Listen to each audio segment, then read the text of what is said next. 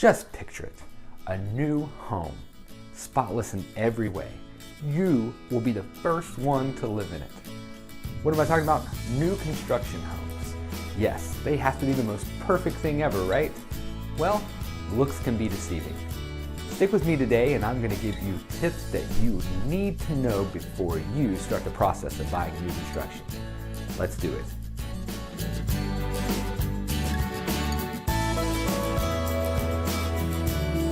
Hey again, Jonathan McCoy here with Keller Williams Realty, Chattahoochee North, and I'm a realtor here in Duluth, Georgia and the metro Atlanta area. Today, we are talking about new construction.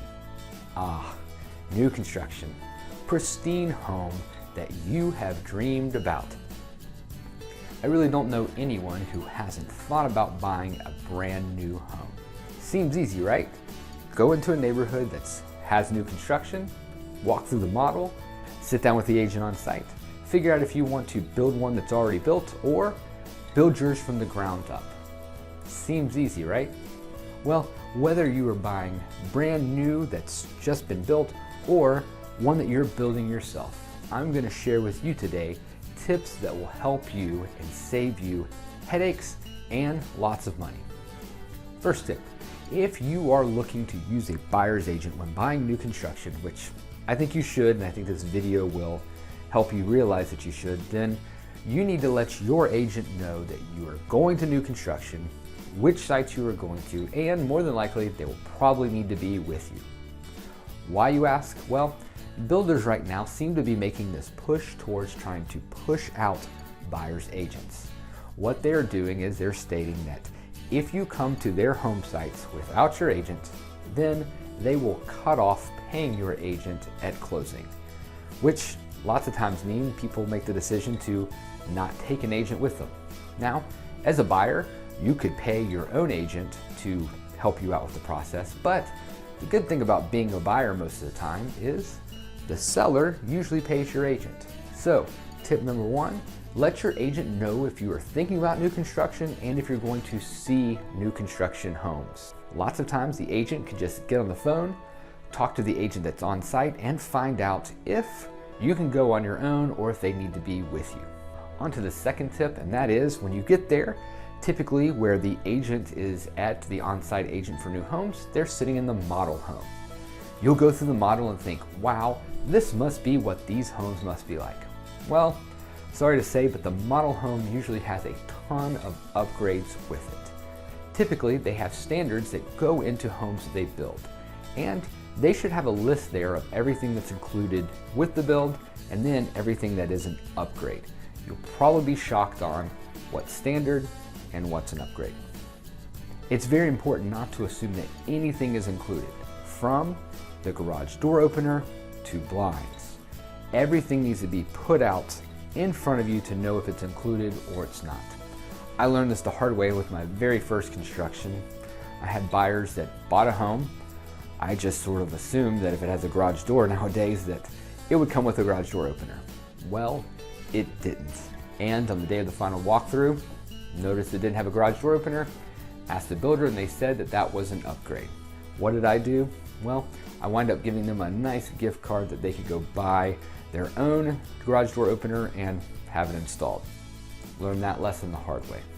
So, all I have to say is what you think might be included in your new construction home may not be included. So you want to get into all the details when buying new construction. Next tip, you've got to figure out whether you want to buy a spec home or build your own home. Now, a spec home is a brand new home, hasn't been lived in, that the builder has already put up. Usually there's 5, 6, 7 different types of home that they're building in a subdivision, and they like to have one of each model and floor plan out for you to take a walk through. Now, these homes sometimes have some upgrades in them and sometimes don't, and already have a price applied to them. When you go to make an offer, you don't have to offer that price. However, usually with new builds, they're usually pretty much sticklers on their price. Just kind of depends on how much they've been selling.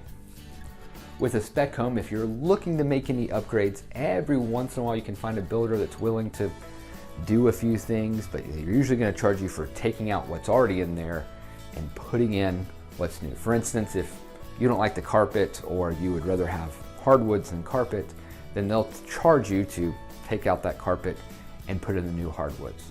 And then there's a lot of builders that just won't do any of that. The spec home is as is, and you're either gonna buy that one or have to go and build one. Next thing is, if you see that you have a subdivision you like, a builder you like, and you want to build with them, find out what type of warranties they are offering. Some of them offer a 1 and 2 year warranty for items in the home or systems.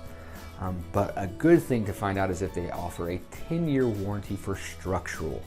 This is important because I've seen homes with stoops and front porches actually sinking within 5 years to 6 years of building the home. Having a 10-year structural will cover you if there is any settlement in the foundation that's enough that needs to be fixed.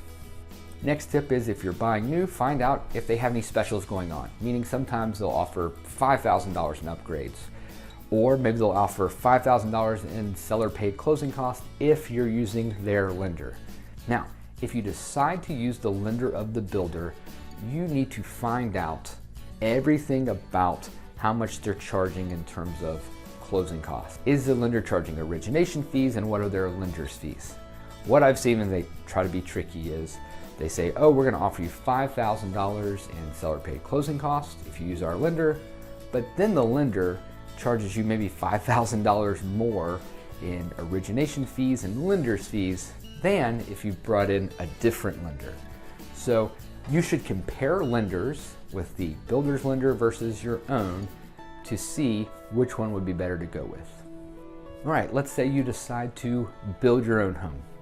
Find a lot. First of all, lots have something called lot premium sometimes, so not all lots are created equally. Sometimes when you're buying a lot, you might have a lot premium, and this lot premium is based on how good the lot is.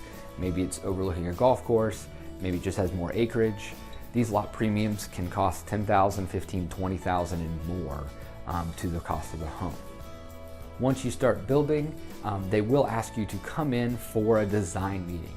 The design meeting is where you get to pick out all the fun things about your house.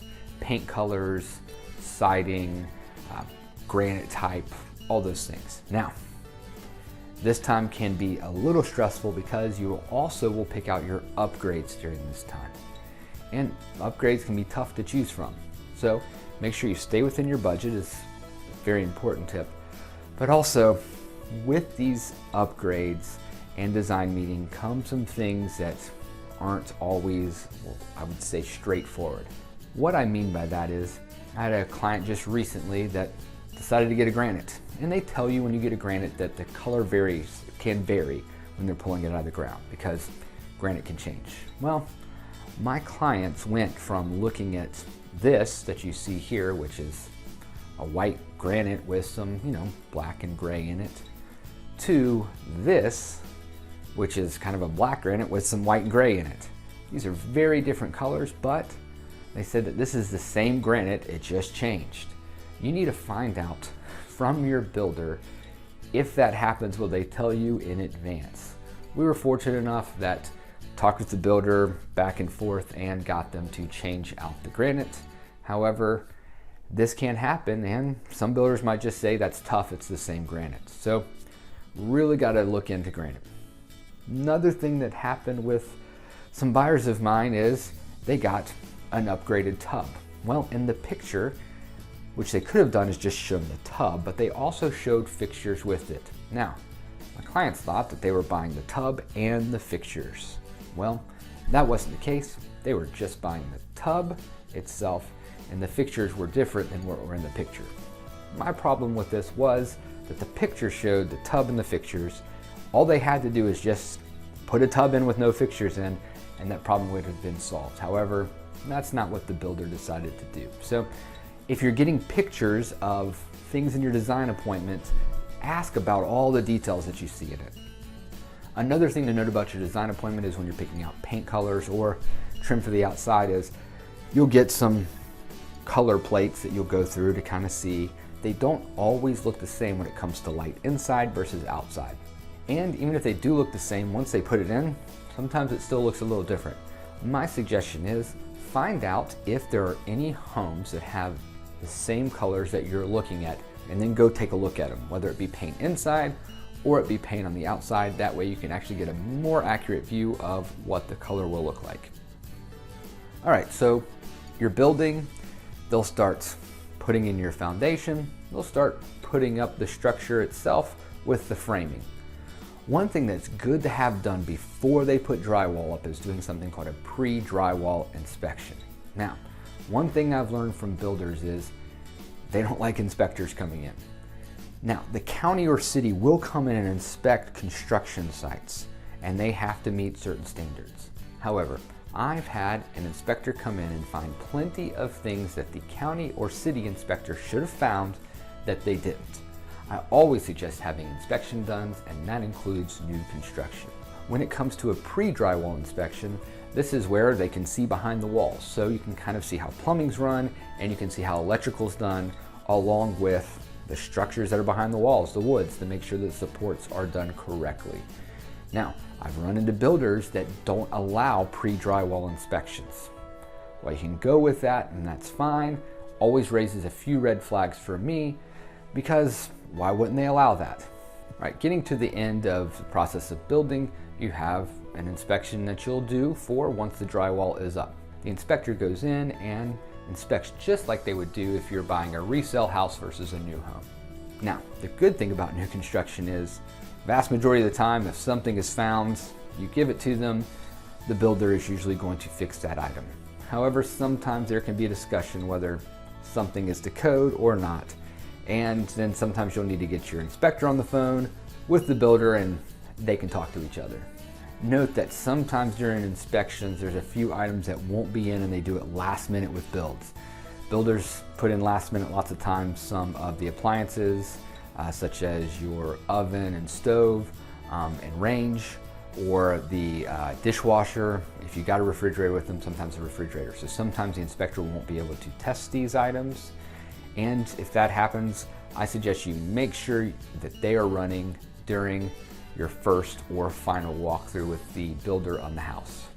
All right, you get to the point of your first walkthrough. What this is you get to go through and look at all the cosmetic things. Inspectors don't care about cosmetic. They're just making sure the structure is correct, that the electrical outlets are working properly, and that all the safety stuff is done. But there's gonna be places where they don't paint well, and that's usually the thing you find in first inspection. There's just paint in places it shouldn't be. There's paint not done properly. Sometimes you'll find trim pieces that are broken.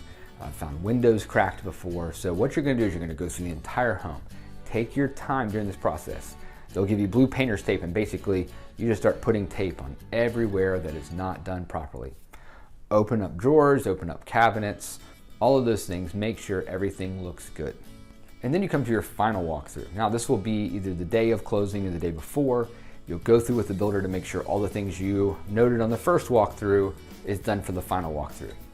You would think that because you put blue tape on all the spots that things are done correctly. Well, you would think wrong. It should be done, but there's so many times where things are missed. I actually suggest that you take pictures of all the different rooms with all the different pieces of tape. You can then go through those pictures and see where you had put tape and make sure those places are fixed. Now another tip is, you go through final inspection and let's say things are not done. Let's say it's a big item that's not done and the builder doesn't have time to fix it before you're closing. This can be where things get a little touchy here, because the biggest thing that you can hold over a builder if stuff is not done correctly is not to close. But sometimes, let's say you just sold your home and are about to buy this new home, you have nowhere to go or nowhere to put your stuff. So the builder says, don't worry about it, we'll get this fixed after you close. Well, sometimes the builders get it fixed and sometimes they take a while. I've had people had to battle builders for over a year to get things done right with their home. So, big suggestion here is, if things are not done right and it's in the contract that says these need to be done and they're not, the biggest thing you can do is not go to closing. Now, talk with your agent about this and consult an attorney if you need to, because depending on what the contract states, determines whether you can hold out on closing or not. If it's just paint in one spot that's not done right, then you should probably go to closing and just get that painted. But if, broken windows, a yard that's all dead and not growing, then you've got maybe a little more say into it. So depends on what the contract says. Now that's all with building. If you're talking about buying a spec home, it's a little simpler because everything's pretty much done. You'll get your inspection done, do your first and final walkthrough. Same thing still holds though, is things need to be done, tape put in places. If they don't do what they're supposed to do, then once again, what you can do is hold out for closing, but again, it just depends on what items are done or not done. Last tip I would leave you with is talk to neighbors in the neighborhood if homes have been built in here for a bit and people are living there. See what their experience was with the builder and if they've had an easy time of them coming back in to fix items that broke within the first year or not.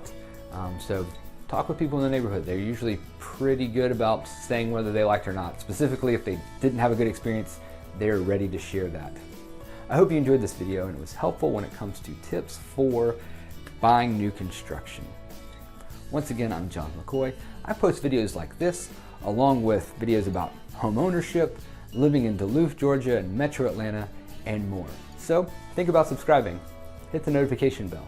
I post every Thursday, and I will see you next time.